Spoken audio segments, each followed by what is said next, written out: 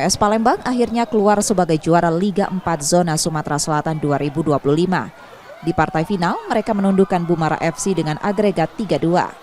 Pada leg pertama, kedua tim bermain imbang 1-1. Sementara di leg kedua, PS Palembang memastikan kemenangan 2-1.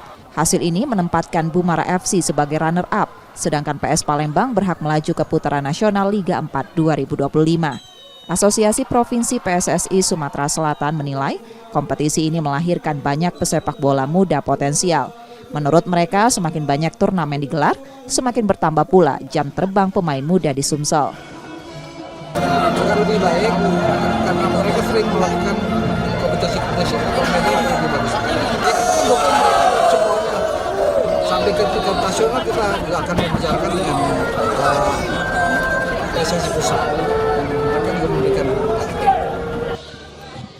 Saat ini Sumatera Selatan mendapat 1 tiket ke putaran nasional Liga 4 2025.